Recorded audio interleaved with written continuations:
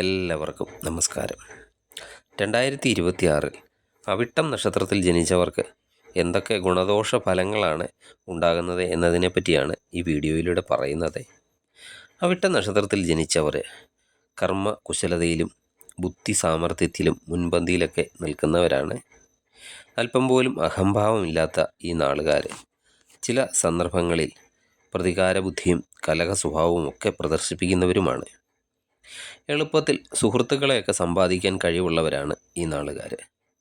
ഇവർ പൊതുവെ ദയയുള്ളവരായിട്ടാണ് കണ്ടുവരുന്നത്. ഈ നാളുകാർ തികഞ്ഞ കാര്യഗൗരവമുള്ളവരായിട്ടാണ് കാണപ്പെടുന്നത്. ഏത് തടസ്സങ്ങളെയും ബുദ്ധിപൂർവം തരണം ചെയ്ത് ധാരാളം പണം നേടാൻ ഒരു പ്രത്യേക കഴിവ് തന്നെ ഇവർക്കുണ്ട്. ശത്രുക്കളെയൊന്നും കാത്തിരുന്ന് ഉപദ്രവിക്കുന്നവരും അല്ല ഈ നാളുകാർ. ബാല്യകാലമൊക്കെ വളരെയധികം ക്ലേശകരമായിരിക്കും. തികച്ചും യാഥാസ്ഥിതിക ചിന്താഗതിയുള്ള ഈ നക്ഷത്രക്കാരെ വംശം, ജാതി, മതം, വർണ്ണം എന്നിവയിലൊന്നും പൊതുവെ താല്പര്യം കൂടുതലുള്ളവരായിട്ട് കാണുന്നും ഇല്ല. കുടുംബാംഗങ്ങളുമായിട്ട് ഒത്തുപോകാൻ ബുദ്ധിമുട്ടുള്ളവരാണ് ഈ നക്ഷത്രക്കാർ. ഇവർക്ക് കുടുംബത്തിലെ പ്രശ്നങ്ങൾ ഇവരുടെ മനസ്സിനെ സദാ അലട്ടിക്കൊണ്ടിരിക്കുന്നതുമാണ്. ഈ നക്ഷത്രത്തിൽ പിറന്നവർക്ക് വിനയശീലവും കൂടുതൽ ഉള്ളവരായിരിക്കും. ലക്ഷ്യസ്ഥാനമൊക്കെ കണ്ടെത്തുന്നതിന് എന്ത് ത്യാഗവും ഈ നക്ഷത്രക്കാർ ചെയ്യുന്നതാണ്. രഹസ്യങ്ങളൊക്കെ സൂക്ഷിക്കുന്നതിന് ഒരു പ്രത്യേക കഴിവ് തന്നെ ഈ നക്ഷത്രക്കാർക്ക് ഉണ്ടായിരിക്കും. വാദപ്രതിവാദങ്ങളിൽ ഏർപ്പെട്ടാൽ ഈ നക്ഷത്രക്കാർ ആരെയും അടിച്ചു വീഴ്ത്തുന്നതാണ്. എന്നാൽ പ്രതികൂല സാഹചര്യം ഉണ്ടായാൽ പെട്ടെന്ന് പരിഭ്രാന്തരാകുന്ന ഒരു സ്വഭാവം ഇവർക്ക് കാണപ്പെടുന്നതാണ്. ചെറുപ്പത്തിൽ തന്നെ സ്വന്തമായിട്ടൊക്കെ പ്രവർത്തിക്കാൻ വിധിക്കപ്പെട്ടവരാണ് ഇവരിൽ കൂടുതൽ ആൾക്കാരും. കാര്യശേഷിയും തറവാടിത്തവും ഒക്കെയുള്ള ഒരു പങ്കാളിയെ തന്നെയായിരിക്കും ഇവർക്ക് ലഭിക്കുന്നത്. അന്യരെ സഹായിക്കുന്നതിൽ സംഭവിക്കുന്ന ബുദ്ധിമുട്ടുകളും പ്രയാസങ്ങളും ഒന്നും ഈ നക്ഷത്രക്കാർ കാര്യമാക്കാറും ഇല്ല. ഈ നാളുകാരുടെ ദാമ്പത്യ ജീവിതം 90% ആൾക്കാരുടെയും സന്തോഷകരമായിട്ട് തന്നെയാണ് കാണപ്പെടുന്നത്. കൃഷി കാര്യങ്ങളിൽ ഈ നാളുകാർ വളരെയധികം ശോഭിക്കുന്നതും ആണ്. 2026 അവിട്ടം നക്ഷത്രക്കാർക്ക് ഒരു സമ്മിശ്ര ഫലമായിരിക്കും ഉണ്ടാകുന്നത്. ജനുവരി ഫെബ്രുവരി മാസത്തിൽ അല്പം സാമ്പത്തിക പ്രതിസന്ധിയൊക്കെ ഉണ്ടാകുമെങ്കിലും അതിനെയൊക്കെ തരണം ചെയ്ത് മുന്നോട്ട് പോകുന്നതിന് സാധിക്കുന്നതാണ്. എന്നാൽ ആലോചനയില്ലാതെ എന്തെങ്കിലും പ്രവർത്തികളൊക്കെ ചെയ്യുന്നത് വഴി ധനനഷ്ടത്തിനും കാരണമാകുന്നതാണ്. പലവിധ തടസ്സങ്ങളൊക്കെ ഉണ്ടാകുമെങ്കിലും ഉദ്ദേശിക്കുന്ന കാര്യങ്ങളൊക്കെ നേടിയെടുക്കാൻ സാധിക്കുന്നതാണ്. സ്വജനങ്ങളെയൊക്കെ പിരിഞ്ഞ് ദൂരസ്ഥലത്തേക്കൊക്കെ മാറേണ്ട അവസരങ്ങളും ജനുവരി ഫെബ്രുവരി മാസത്തിൽ ഉണ്ടായേക്കാം. വിശ്വസിച്ചൊക്കെ ഇരിക്കുന്നവർ വഞ്ചിക്കാൻ സാധ്യതയുള്ളതിനാൽ ആരിലും കൂടുതൽ വിശ്വാസം ചെലുത്താതിരിക്കുക. എന്ത് ആത്മാർത്ഥത പ്രവർത്തിച്ചാലും അതിനെ ഒരു അർത്ഥമില്ലാത്ത സന്ദർഭം ഉണ്ടാകുന്നതാണ്. അതുകൊണ്ട് വലിയ ആത്മാർത്ഥതയ്ക്കൊന്നും പോകേണ്ട കാര്യവുമില്ല. അനാവശ്യമായിട്ടുള്ള കൂട്ടുകെട്ടുകളൊക്കെ ഒഴിവാക്കേണ്ടതാണ്. സാമ്പത്തിക ഇടപാടുകളൊക്കെ നടത്തുമ്പോൾ വളരെയധികം ആലോചിച്ച് വേണം ചെയ്യാൻ. കർമ്മരംഗത്തെ അല്പം പ്രവർത്തന മാന്ദ്യമൊക്കെ അനുഭവപ്പെടുന്നതാണ്. മനസ്സിനെ എന്ത് പ്രശ്നം അലട്ടിക്കൊണ്ടിരുന്നാലും ആ പ്രശ്നങ്ങൾക്കൊക്കെ പരിഹാരമൊക്കെ ഒരു പരിധിവരെയൊക്കെ കണ്ടെത്താൻ സാധിക്കുന്നതാണ്. അതുപോലെ തൊഴിൽപരമായിട്ട് അല്പം ബുദ്ധിമുട്ടുകളൊക്കെ ഉണ്ടാകും. അതിനും പരിഹാരം കണ്ടെത്താൻ സാധിക്കുന്നതാണ്. പൊതുസമൂഹത്തിൽ ആദരവ് ഒക്കെ ലഭിക്കാനും സാധ്യതയുണ്ട്. അലസത, മടി, ക്ഷീണം ഇവയൊക്കെ ഒഴിവാക്കേണ്ട ഒരു സമയം കൂടിയാണ് ജനുവരി ഫെബ്രുവരി മാസം. മാർച്ച് ഏപ്രിൽ മാസത്തിൽ ബന്ധുക്കളൊക്കെ സാമ്പത്തികമായിട്ടൊക്കെ സഹായിക്കുന്നതാണ്. പൂർവിക സ്വത്തുക്കൾ എന്തെങ്കിലും ലഭിക്കാനുള്ളവരാണെങ്കിൽ ആ സ്വത്തുക്കളൊക്കെ കൈവശം വന്നു ചേരുന്നതാണ്. ജോലിയിലൊക്കെ മാർച്ച് ഏപ്രിൽ മാസത്തിൽ ഉയർച്ച ഉണ്ടാകുന്നതാണ്. എന്നാൽ മാതാവിൻ്റെ കുടുംബവുമായിട്ടൊക്കെയുള്ള ഒരു അഭിപ്രായ വ്യത്യാസം ഉണ്ടാകാതെ ശ്രദ്ധിക്കേണ്ടതുമാണ്. സാമ്പത്തിക ഇടപാടുകളൊക്കെ നടത്തുമ്പോൾ കൂടുതൽ ശ്രദ്ധയൊക്കെ വേണം.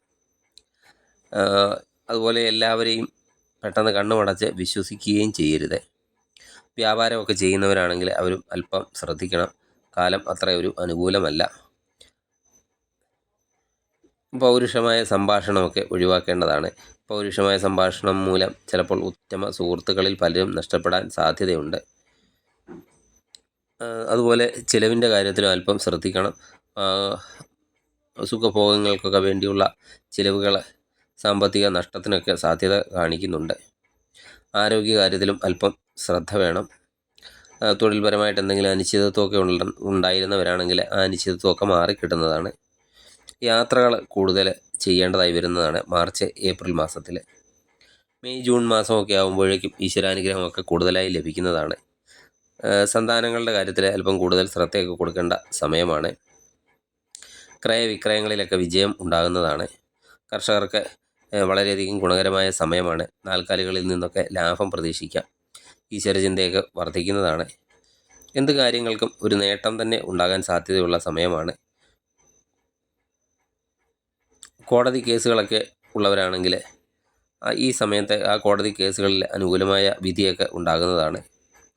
ഈശ്വരാനുഗ്രഹമൊക്കെ കൂടുതലുള്ളതുകൊണ്ട് എന്താപത്തുണ്ടായാലും ഈ സമയത്ത് ഒഴിഞ്ഞൊക്കെ പോകുന്നതാണ്. പെട്ടെന്നുള്ള കോപം നിയന്ത്രിക്കേണ്ടതാണ്. ആ കോപം പല വിധത്തിലുള്ള പ്രശ്നങ്ങളൊക്കെ സൃഷ്ടിച്ചേക്കാം. നമ്മൾ എന്തെങ്കിലും ഒരു കാര്യം ഇത് വിജയിക്കും എന്ന് പറഞ്ഞ് തുടങ്ങിയാൽ ആ ഒരു പ്രതീക്ഷ ചിലപ്പോൾ ഉണ്ടാകണമെന്നില്ല. ഈ സമയത്ത് മാതാപിതാക്കളുടെ സ്വത്തുക്കളൊക്കെ കൈവശം വന്നു ചേരുന്ന ഒരു സമയം കൂടിയാണ് മെയ് ജൂൺ മാസം. ജൂലൈ ആഗസ്റ്റ് മാസമൊക്കെ ആകുമ്പോഴേക്കും ജീവിതത്തിൽ കൂടുതൽ ഉയർച്ചയൊക്കെ ഉണ്ടാകുന്നതാണ്. ഊഹക്കച്ചവടമൊക്കെ ചെയ്യുന്നവരെ അല്പം ശ്രദ്ധിക്കണം. സ്വജനങ്ങളെയൊക്കെ പിരിഞ്ഞു കഴിയേണ്ട സാഹചര്യമൊക്കെ ഉണ്ടായേക്കാം. വരവും ചിലവും പൊരുത്തപ്പെട്ട് കൊണ്ടുപോകാൻ അല്പം പ്രയാസപ്പെടും. വരവിനേക്കാൾ കൂടുതൽ ചിലവ് ഉണ്ടായേക്കാം. മാതൃസഹായമൊക്കെ കൂടുന്നതാണ്. കാര്യക്ഷമമായിട്ടൊക്കെ പ്രശ്നങ്ങളെ നേരിടുകയും അനാവശ്യ കൂട്ടുകെട്ടുകളൊക്കെ ഒഴിവാക്കുകയും വേണം. ഈശ്വരചിന്ത ഒരു കാരണവശാലും ഈ സമയത്ത് കൈവിടരുത്. ജീവിതത്തെ മാറ്റിമറിക്കുന്ന ചില സംഭവങ്ങളൊക്കെ ചിലപ്പോൾ ഈ സമയത്ത് ഉണ്ടാകാനും സാധ്യതയുണ്ട്. ഉറ്റമിത്രങ്ങളൊക്കെ കൂറുമാറി എതിർചേരിയിലേക്കൊക്കെ പോകാനും സാധ്യതയുണ്ട്. ഉദ്യോഗസ്ഥർക്ക് കാലം അത്ര അനുകൂലമല്ല. അല്പം ഉദ്യോഗ കാര്യങ്ങളിലൊക്കെ അല്പം ശ്രദ്ധിക്കേണ്ടതാണ്. സന്താനങ്ങളൊക്കെ മൂലം സന്തോഷമൊക്കെ ഉണ്ടാകാൻ സാധ്യതയുണ്ട്. സാമ്പത്തിക ഇടപാടുകൾ എന്ത് നടത്തുമ്പോഴും ജൂലൈ ആഗസ്റ്റ് മാസം വളരെയധികം ശ്രദ്ധ കൊടുക്കേണ്ടതാണ്. സെപ്റ്റംബർ ഒക്ടോബർ മാസമൊക്കെ ആകുമ്പോഴേക്കും കലാകാരന്മാർക്കൊക്കെ അനുകൂലമായ കാലമാണ്.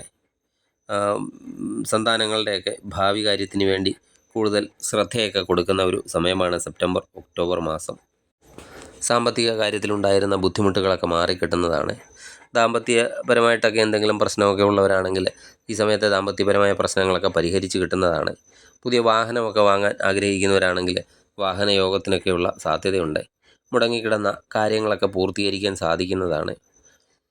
തൊഴിൽ രംഗത്തൊക്കെ നമ്മൾ ഒരിക്കലും പ്രതീക്ഷിക്കാത്ത വിധമുള്ള ഒരു മുന്നേറ്റമൊക്കെ ഉണ്ടാകുന്ന ഒരു സമയം കൂടിയാണ്. ഷെയർ ബിസിനസ്സിലൊക്കെ ഏർപ്പെടുന്നവർ അല്പം ശ്രദ്ധിക്കണം. ചിലപ്പോൾ നഷ്ട സാധ്യതയുണ്ട്.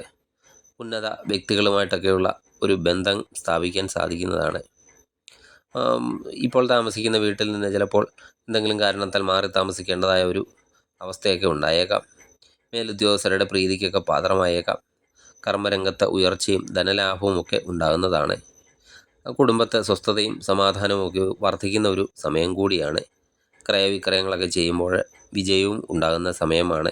എന്ത് മാർഗതടസ്സമുണ്ടെങ്കിലും സെപ്റ്റംബർ ഒക്ടോബർ മാസം അതൊക്കെ മാറിക്കിട്ടുന്നതാണ്. മുൻകോപം നിയന്ത്രിക്കേണ്ടതാണ് ഈ സമയത്ത്. നവംബർ ഡിസംബർ മാസം കാലം ഒക്കെ ആണെങ്കിലും യാത്രകളൊക്കെ വളരെയധികം കരുതലോടെയൊക്കെ ആകണം. കുടുംബത്ത് മംഗളകർമ്മത്തിനുള്ള യോഗമൊക്കെ കാണുന്നുണ്ട്. പുതിയ വീടൊക്കെ പണിയാൻ ആഗ്രഹിക്കുന്നവരാണെങ്കിൽ ഈ സമയത്ത് വളരെയധികം അനുകൂലമായ സമയമാണ്. കർമ്മരംഗത്തും തൊഴിൽ രംഗത്തുമൊക്കെ വളരെയധികം നേട്ടങ്ങൾ ഉണ്ടാകുന്നതാണ്. നിർണായകമായ പല തീരുമാനങ്ങളും ഈ നവംബർ ഡിസംബർ മാസങ്ങളിൽ എടുക്കാൻ സാധിക്കുന്നതാണ്. മറ്റുള്ളവരുടെ കാര്യങ്ങളിൽ പോയി അമിതമായി ഇടപെടുന്ന ഒരു പ്രവണത ഈ സമയത്ത് ഒഴിവാക്കേണ്ടതാണ്. അതെന്തെങ്കിലുമൊക്കെ രീതിയിലുള്ള ഒരു സംശയങ്ങൾക്കൊക്കെ ഇടവരുത്തിയേക്കാം. കൊടുക്കൽ വാങ്ങലുകൾ ചെയ്യുമ്പോഴും ശ്രദ്ധിക്കേണ്ടതാണ്. ചിലപ്പോൾ അത് നഷ്ടം വരുത്തിയേക്കാം. അതുപോലെ പെട്ടെന്നുള്ള കോപവും ഒഴിവാക്കേണ്ടതാണ്. ആ പെട്ടെന്നുള്ള കോപം മൂലം പല ബുദ്ധിമുട്ടുകളും നിങ്ങൾക്ക് ഈ സമയത്ത് ഉണ്ടായേക്കാം. ധനവരമൊക്കെ കൂടുമെങ്കിലും ചിലവിൻ്റെ കാര്യത്തിലും അല്പം ശ്രദ്ധിക്കേണ്ടതാണ്. പുതിയ ഭൂമിയൊക്കെ വാങ്ങാൻ ആഗ്രഹിക്കുന്നവരാണെങ്കിൽ ഈ സമയത്ത് അതിനുള്ള യോഗമൊക്കെ കാണുന്നുണ്ട്. ബന്ധുബലമൊക്കെ വർദ്ധിക്കുന്ന ഒരു സമയം കൂടിയാണ്. ബന്ധുക്കളുടെയൊക്കെ സഹായം കൂടുതലായിട്ടുണ്ടാകുന്ന ഒരു സമയമാണ്. എന്തെങ്കിലും തരത്തിലുള്ള രോഗമൊക്കെ ഉള്ളവരാണെങ്കിൽ ഈ സമയത്ത് ആ രോഗങ്ങളിൽ നിന്നൊക്കെ ഒരു മുക്തി ലഭിക്കുന്നതാണ്. ദാമ്പത്യ ജീവിതത്തിലും താളപ്പിഴകളൊക്കെ എന്തെങ്കിലും ഉണ്ടെങ്കിൽ അതൊക്കെ മാറിക്കിട്ടുന്നതാണ്.